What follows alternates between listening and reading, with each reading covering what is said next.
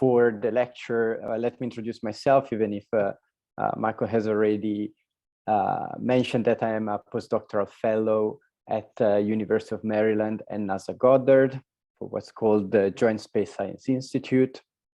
And I am co-leading with Michael Coughlin this program for searching for fast transients in ZTF that we call ZTFREST. So part of the results that you will see here and the algorithms that you will play with actually come from our experience with that program. First of all, let's get all on the same page about a couple of concepts. First of all, we keep mentioning transit, but what is a transient? If you Google it, there are many types of definitions, and probably the adjective that is given primarily here is fairly appropriate. It's a source, in our case, that lasts only for a short time, that is impermanent. So we can define it perhaps as a source that was not there, starts shining up, and then fades away. We're particularly interested here in fast transients.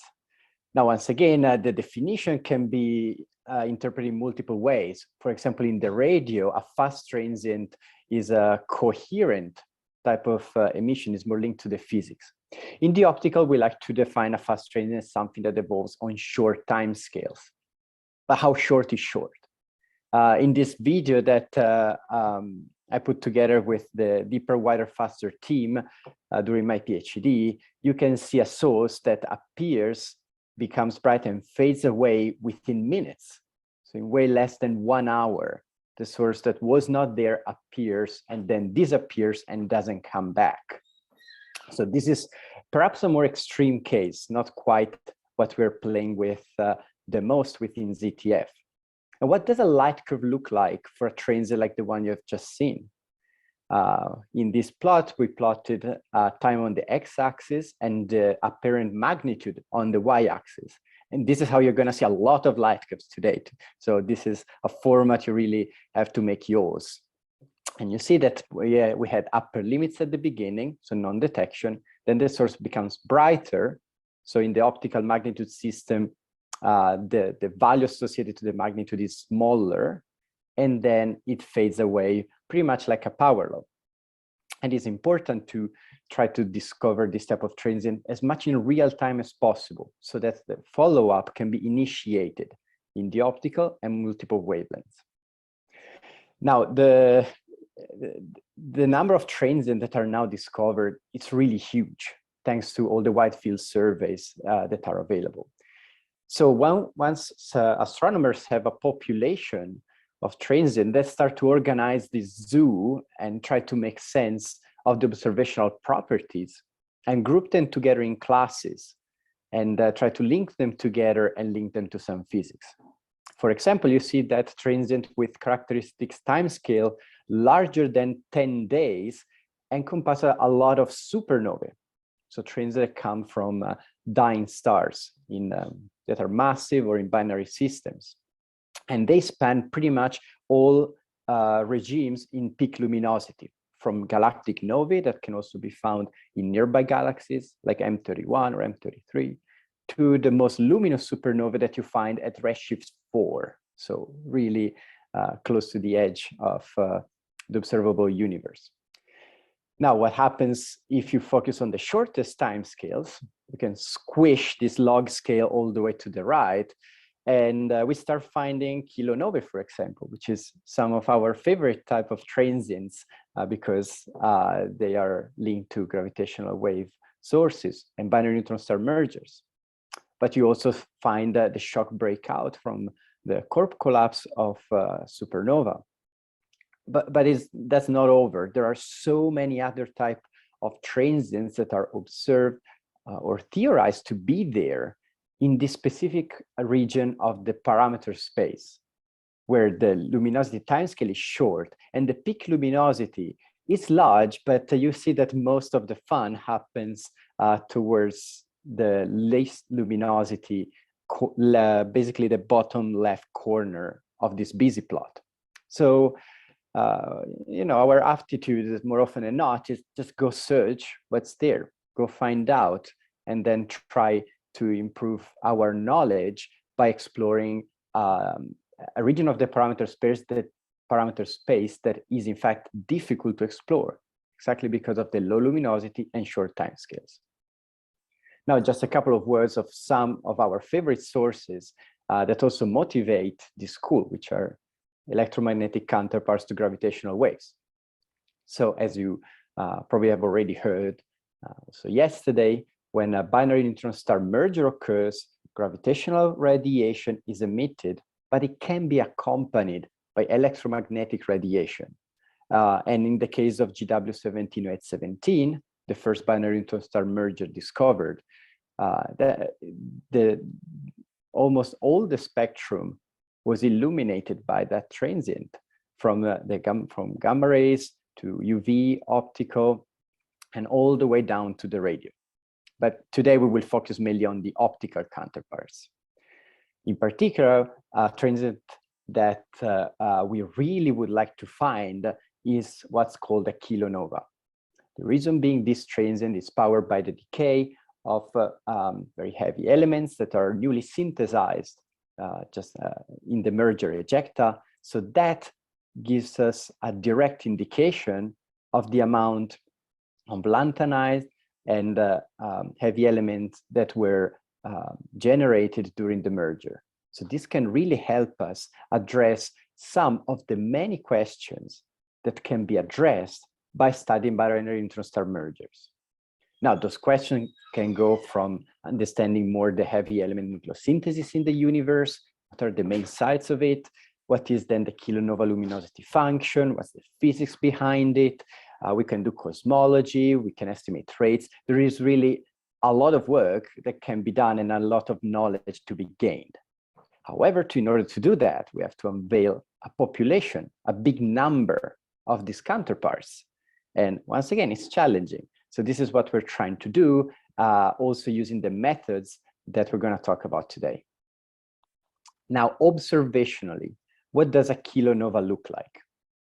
In this plot, I'm comparing the gravitational wave 17817 kilonova with other type of well-known transients, such as supernovae. And in the left plot, you can see that the time that takes GW17817 to fade away is much shorter than all the other type of supernovae. And on top of that, the peak luminosity is much lower, which means that we are unable to find them at very large distances unless we have a very powerful telescope. And on top of that, we can rely on other properties, such as the rapid reddening in the color, and other clues that can help us differentiate kilonovae from other type of transients. As I mentioned before, binary neutron star mergers, along with the core collapse of very massive stars, can be accompanied by a gamma ray burst. So a jet of radiation, a material that is moving at relativistic speed with a Lorentz factor usually even higher than 100. And on top of the gamma ray burst that is detected when this jet is launched, if it's launched in the direction of the observer, then we can also see an afterglow in the optical. And this is what afterglows in the optical look like. This is a compilation that Anna Ho, who is another member of the ZTF collaboration, has put together. You can see that, again, the time scale at which these transients evolved is the order of seconds at the beginning and then hours. But within a few days, they disappeared. Note the x-axis in a log scale. So by the time we get to day 10, these transients are already at magnitude about 24, which is some really faint for most ground-based telescopes. And some fun type of game one can play is if you observe a gamma ray burst afterglow from a binary neutron star merger, which usually is associated with a short gamma ray burst, can you find a kilonova hidden within the afterglow light? So this is the type of work that, for example, Fabio Ragosta, who should be present there, is actively working on now. And this is part of the reason why when we're interested in multi-messenger counterparts, we're interested in both kilonovae, these thermal transients, and non-thermal afterglows, because they can be found together or even individually. They can mark the location where a binary neutron star merger occurred. And pinpointing that location is so important, especially for cosmology, but really to enable deep studies at all wavelengths that, as I mentioned before, can really unveil a wealth of information and knowledge. But this is not something easy to do, part of the reason being that since the LIGO and Virgo detector become more and more sensitive, they are sensitive also to distant sources. And distant sources are harder to localize. For example, in the third LIGO and Virgo observing run that took place in 2019 and 2020, the median localization for neutron star merger candidates was about 5,000 square degrees. So try to interiorize that, thinking that the field of view of a normal optical telescope is usually a few square arcominutes. And this also means that you have a lot of sources in the area of interest that you have to get rid of, that are not interesting for your science case if what you want to do is gravitational wave multi-messenger astronomy. But that's where an instrument like ZTF, the Zwicky Transient Facility, can come in handy. Very briefly, you can appreciate also from the picture of Roger Smith here on the bottom left. He's the chief engineer holding one of the filters. You see the focal plane is huge, and the optics of the telescope and the focal plane, the disorganized, and the sensitivity of the CCDs make it a quite unique machine that can image 47 square degrees at the time. And with 30 seconds of exposure time, it can get down to about magnitude 20.5, which is not too bad, and should allow us to find a kilonova like GW17817 out to about 180 megaparsecs. In this image that I took from one of my paper about fast radio bursts, I was trying to find their counterparts in ZTF. You can see what a quadrant for ZTF looks like. Now you can see also in the inset how many sources you have. And this is just a tiny fraction of a quadrant. And for each image, we acquire 64 of these quadrants. So you can imagine the amount of data, the amount of information that is embedded every 30 seconds that we are exposing on sky. So how does that translate into the activity we want to do today? It's a big data problem. That's why trying to be smart about it, it's a good idea. Unfortunately, a lot of people are making our life easier by developing amazing pipelines at Caltech and IPAC for the data processing. So very briefly, how is a transient detected, not discovered, was detected in ZTF data? Like in many other surveys, you have new images coming in, and then you compare them with reference images. In practice, you actually subtract one of the other. And what's left, if there is a transient, is a residual. Is some extra digitalized electrons that remain on top of white noise. So thanks to these residuals, then we can then create what's called an alert, an Avro packet, which includes information, for example, about the location of the source, how luminous it is, how similar its shape is to the point spread function of the telescope, and so on and so forth. And ZTF generates in the order of 300,000 of such alerts for both transient and variable sources every night. So once again, we are dealing with a big data challenge, and one of the objectives is not to be scared of it and just try to go find the rare stuff, even when it's basically a needle in the haystack. We also have brokers that you will hear talking about tomorrow, I think.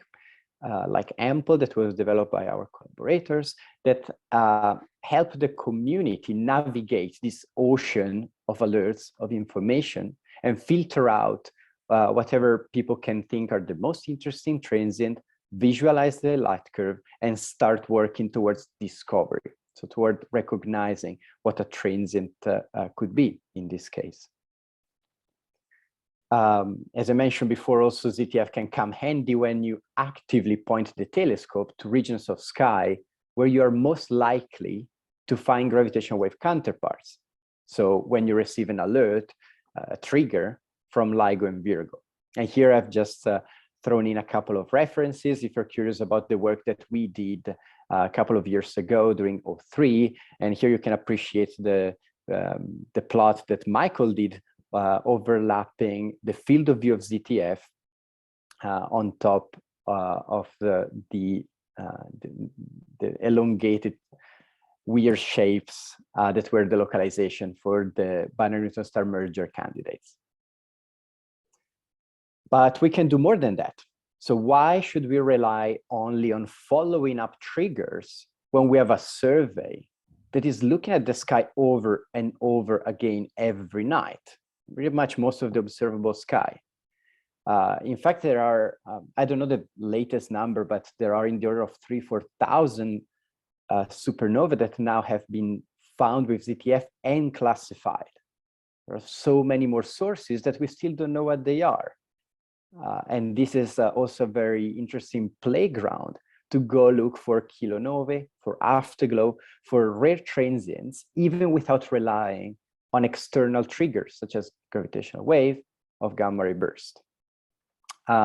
Just to throw out a number, in the data release 11, you can find 628 billion source detections. So if you really are hungry for data, that's a nice place to start, and be careful not to drown. But I'm sure many of you will know how to navigate this type of problem. And if we want to think and wonder what would a kilonova look like in ZTF or in Rubin Observatory or in generating the data from an all-sky optical survey. For example, what we did is inject a number of fake kilonova, for example, similar to GW17817, but also spanning a broad grid of parameters that are theorized by our collaborators, and inject them in the survey plan. And as you can see, it's not quite easy to make out what this transient would look like in the among the upper limits, and just with 3–4 detections, you have to be able that something interesting is occurring there if you want to have any hope to trigger follow-up and, for example, obtain spectroscopy. And doing this in real time, it's so important because the sources fade away very quickly, as you can appreciate also from this plot. This is the reason why Michael Coughlin, myself, Shreya Anand, who's here, and a bunch of other people have developed ZTFREST, the ZTF real-time searching and triggering framework to go from the alerts all the way to triggering telescopes for follow-up after recognizing, after flagging some transient as possibly interesting. I will not now go through all the stages of the pipeline. Probably just mention that in general, we place a lot of attention in fade rates, so the speed at which a transient becomes dim with time. And on top of that, we enrich the already rich alert data set with force photometry. So we extract additional photometry at the location of interesting transient or transient that we pre-scan as interesting, so that we can get even more precision and we can then enlarge the volume that we're searching. Just to give an example, this is what a transient that we found looks like with alerts. So you can see that the error bars are pretty large, And for example, in R band, which is the band where you have more information, you can't quite make out whether this transient is fast evolving or not. However, if you run force photometry, then more points can appear because you're digging deeper in the noise. So now we are able to identify this transient as a fast evolving one. We have from peak other 3 additional epochs. And then one can even stack together this information, bin the flux, and in some cases, if you're lucky enough, you can get one more epoch to add to your data set. So this way, we can expand the search volume and therefore look for rare transients that are intrinsically low, besides being faint, at even larger distances. And the first thing we did is go search for this type of transients in archival data, even before implementing a real-time pipeline. And we did find some weirdos. For example, in this case, these transients seem to rise in magnitude just a little bit from the first night to the second night, keeping its color very red, which is usually indication of synchrotron radiation and cosmological origin, if it's not for obscuration. And then it dropped really fast, by more than 1 magnitude per day. And then it was never seen again. So this is when we realized we really need a real-time system in place, because we missed this transient. We just found it in, again, archival images. So especially if you want to do things in real time, you really need to have an automatic system in place that helps you go from an overwhelmingly large number of alerts down to just a few transients, maybe 10, 12 per day, that you can vet, and you can make this process sustainable, because there is only that much you can ask a PhD student to do just searching, when you can have a computer doing it for you. You just have to make sure you do it well. So now I would like to go through some of the main contaminants, of the main sources that always fall in our basket, and we really want to get rid of in order to skim the cream, in order to select those beautiful fast transients that we are so interested on scientifically. For example, bright sources and the nuclei of galaxies, more often than not, they leave bad residuals after image subtraction. They leave this sort of yin-yang shaped residual that has a positive component and a negative component. And as you see in this 3D rendering I put together again during my PhD. So you really want to get rid of that. There are several techniques, and the one that ZTF uses is using machine learning. So in everything we do, even if we don't use machine learning, say for the selection of a light curve, there is always a machine learning step hidden in the process, which is at very least the real bogus classification. And then we want to remove from our sample asteroids, because they remain in a location usually for little time. So if you're focusing on a given tuple of coordinates, a given array and deck, then you will see a source that was not there appear, look red, which also, yeah, again, is interesting physically for many sources, and then go away within minutes, maybe hours at times. So they are a very difficult contaminant to get rid of.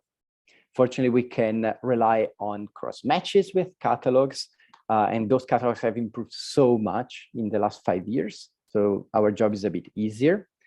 But also you might want to take more than one observation of a field to make sure that the transient is, fast but still there after a few minutes. And again, these time scales for our searches really depend on the physics, on the time scale of the transient you are targeting, or the region of the phase space you're targeting. The better you know what you're looking for, the better the job that you can do. Another source that we really want to get rid of are stars. If you're not interested in galactic astronomy, but rather cosmological transient or transient in the nearby galaxies. So in some cases, it's very easy to recognize a star from a galaxy, but more often than not, you have catalogs with this faint smudge, this faint source lying just underneath the transient you discover, and you just don't know if the source is stellar or if it's a galaxy. Once again, machine learning can come to the rescue, and we do have that step implemented in our pipelines, but sometimes you need to do more than that, and perhaps use archival images from other surveys that go deep enough for you to recognize whether a source is a star or a galaxy.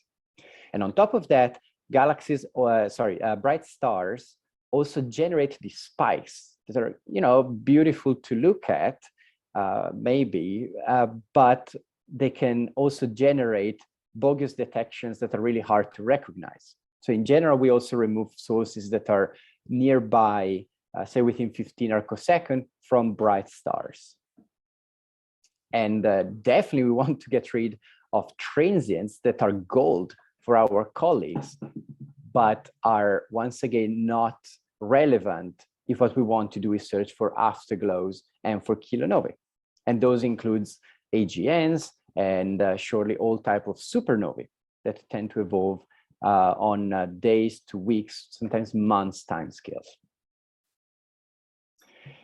And if you think that's it, that this is all the problems one could have when searching for a fast transient, Sheldon Cooper here will look at you with a very condescending look, because real life is tougher than that. We have all sorts of electronic problems that we can incur, that we come across, or problems with the photometry. For example, when sources are blended, the background cannot be well estimated, where there are cosmic rays that we can't remove properly. And then there are all sorts of real astrophysical sources that just mimic the transient we're interested into. So these are probably the most tricky to remove, because they are astrophysical, and you just have to recognize their nature, their origin. And on top of that, you still want to be sensitive to unknown and unexpected sources. That's where a lot of value is in this type of searches, in the value exactly on time domain astronomy surveys. But on top of that, you always come across unknown and unexpected problems. So it's good to be a bit flexible and keep pushing through and understand your system better and better. So to cut the long story short, apply as many cuts as you can to minimize the number of candidates that you want to scan for, to vet. But be sure that your favorite class of transient would still pass the cut, because otherwise you have a problem. So how do you do transient vetting? Fortunately, we have now portals in place, so like online platforms that you can also download on your laptop, such as FRITZ, that can help you visualize a transient. You see the science image, the image subtraction, the reference. You can try to address whether it's likely real or not. And on top of that, you can cross-match the source with all catalog information in the optical and across all wavelengths. For example, if you find a transient on top of a bright X-ray source that is always there, and perhaps on top of a radio source that is variable, that is likely an AGN. So that can give you information, both whether or not you're looking at something real, a real transient, but also can give you some clues about the nature of what you're looking for. The next step in the process, so say you have flagged a transient as interesting. You vetted it. So you're confident that it's real and is astrophysical. Maybe you don't know exactly what it is, but you think that other people might find it interesting as well, and you want to bring the community together to maximize the resources available for follow-up. So that's why it's very good practice, especially for fast transient science, to publicly report your discovery as soon as possible. Usually we try to do it within half an hour every time we detect a possible kilonova or afterglow candidate, so that we can have us and really everyone have a chance to observe the source with this telescope before it fades away. And one of the new and most popular tools to communicate this type of information, especially for optical transient, is called Astronaut. Astronaut is a service connected to TNS, which is the Transient Name Server, which is a place where a transient that is reported is assigned a name in the format that is approved by the International Astronomical Union, so IAU.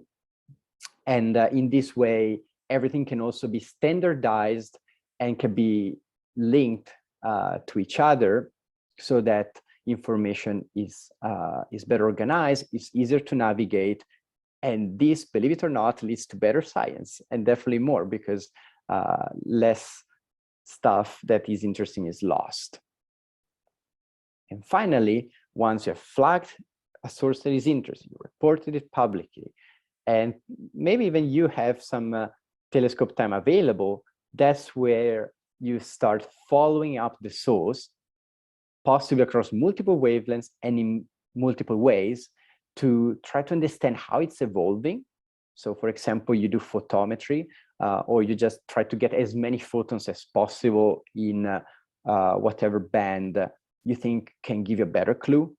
For example, we like to trigger the Neil Garrow Swift Observatory very often, because it has on board an X-ray telescope and an optical and UV telescope. So that can really give you information about the high energy behavior of a transient, which in this case is really relevant for our science case. But more often than not, the best information about the nature of an optical transient lies in spectroscopy. Now, the deeper we go, the fainter the transient will be, especially fast transients, once again, by definition, fade away quickly. So we want to get a spectrum of these sources as soon as possible, because in the moment we get to magnitude 21.5, 22, only a 8 to 10 meter class telescope will be able to observe the source. And I would like to maybe conclude this initial lecture with a real life example of how things actually work within ZTF, and in particular within our ZTFREST project. Only a few months ago, this was in February 2022, the fun fact is that ZTF was offline for several weeks because of problems that engineers finally managed to solve, working day and night and in the weekend. The night it came back online, it started detecting a transient that a couple of days later really appeared to fade and to behave in a peculiar way. So you can see that once we have our automatic system in place that allows us to do scanning every day, people like me, Professor Coughlin and others look at the stream of information. And if something, like in this case, sounds exciting, you can see that how things move quickly from then. You have a timestamp close to each one of these Slack messages. And you see that within an hour, probably a bit more, just half an hour, in fact, we have already vetted the transient, so already gather even additional information, such as the photometric redshift of the closest source that could or could not be the host. Spoiler alert, it was not the host. However, the host was in a galaxy group at redshift 1.2. So even if we got the wrong host, we got the right redshift. That was a quite lucky coincidence.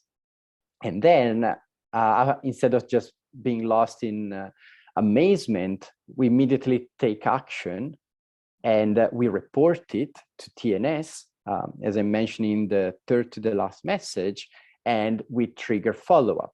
Like with LCO, is the Last Cumbre Observatory, we can trigger photometry. And with Gemini, as you can see, Anna wrote in the last message, we can get spectroscopy.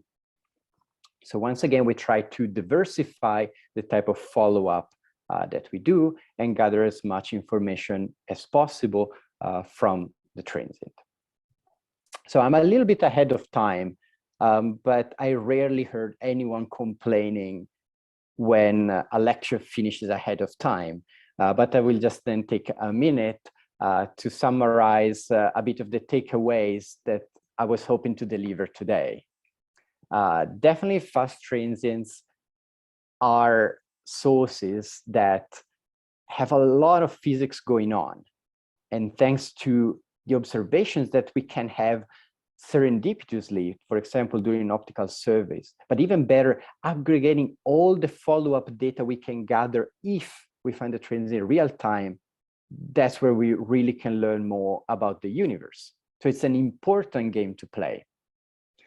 Having a wide field survey alone doesn't give you any guarantee you will manage to do fast transient science whatsoever.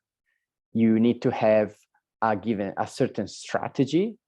For example, with a high cadence with a cadence that is high enough, so the repetition of observation in the same filters are frequent enough for you to be able to flag a fast transient and separate it from all other type of real sources and artifacts. And on top of that, you have to have rapid data processing and automatic selection systems in place.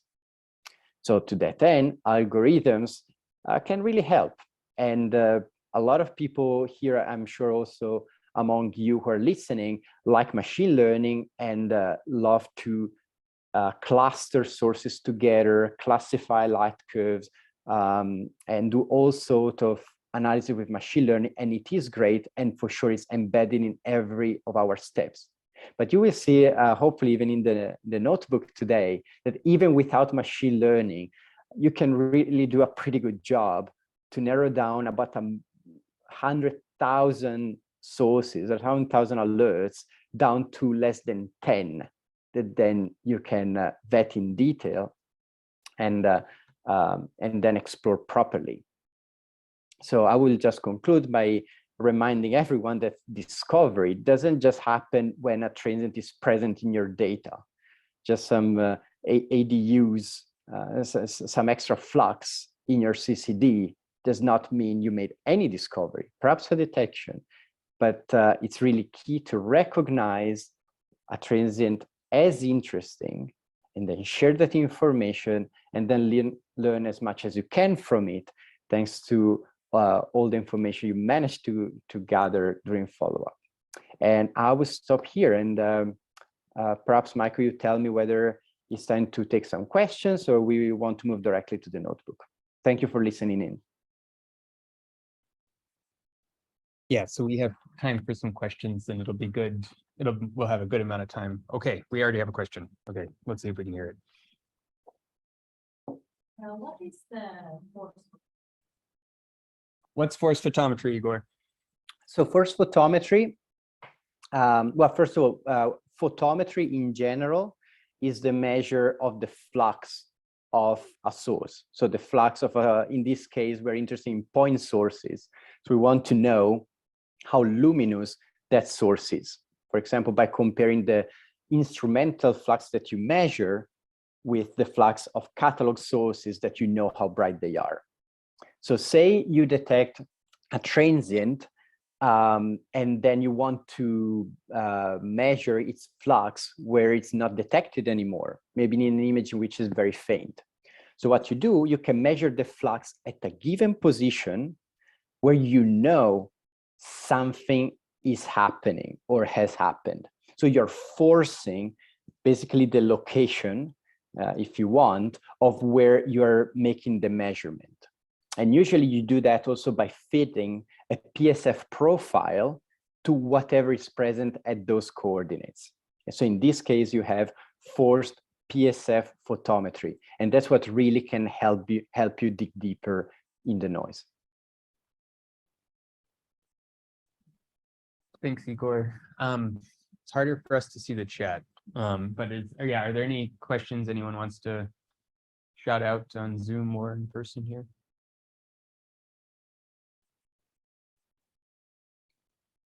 Avery has Yeah, the, there have been quite a few questions on Slack. We can, are there any good ones? Because I think 40, I think, yeah, maybe one, if anything stands out. Otherwise, we can follow up on, yeah, there were quite a few about plots. So Igor provides some clarity later on today. That would be great. okay. I think one of the more important ones, I guess, is how real time are you talking about specifically for detecting things? On what scales are you following up? Like, what's the reaction? Did you hear that, Igor? Yeah, I heard it a little bit. It's a bit faint, but I also read them on the chat now. So I think I could understand pretty well. So regarding how real time we're searching, this is in fact an excellent question, because once again, depending on your science case, whatever can be considered a prompt reaction, a rapid detection can differ. For example, for supernovae, you can probably consider real time if it's done within a couple of days, if you're interested in supernovae at peak, say. In our case, since we're interested in afterglows and kilonovae, which evolve in hours, we usually aim at identifying a fast transient within about 12 hours since it occurred. So basically what we're doing is we wait for the night to finish. We process all the data together, which has some advantages in removing not interesting candidates. And then we assess them early in the morning, when it's early morning in California, where the observations are taken. So this is not as real time as it can be. In fact, for example, for the project that I mentioned before, the Deeper, Wider, Faster project, I think Jim is also online here, who's part of that effort. We try to discover fast transients within 5 minutes since the light hits the telescope in Chile. So it's a bit more extreme over there. So we gather like 20 people in a room and have them look at like 50 screens looking for fast transients in really real time. Usually within 12 hours is considered near real time. I didn't specify it during the lecture, but thank you for asking and allow me to clarify that. I also see that there is a question about the parameter space here, which is what sort of strategy is needed for the follow-up to push into that empty region. Once again, first of all, detecting sources early and flagging them as interesting early really helps, because that's what allows them to be observed with follow-up facilities as close as possible to peak, which might not necessarily be the most interesting thing to do scientifically, but at least we can get some data. We can get some photons in our instrument. So in my opinion, what you really need is a smart algorithm that allows you to flag very, very few interesting sources per month. In this way, you can make a good case for using very large facilities, such as Keck, such as Gemini, those big observatories. And if you trigger them every night, they're never going to give you time again. So they become useless. But if you prove that you can make your selection good enough, then you're more likely to be awarded time. And if you use it well, I think that's how, basically smart managing of resources, what can allow you to do this science down the road in the long term.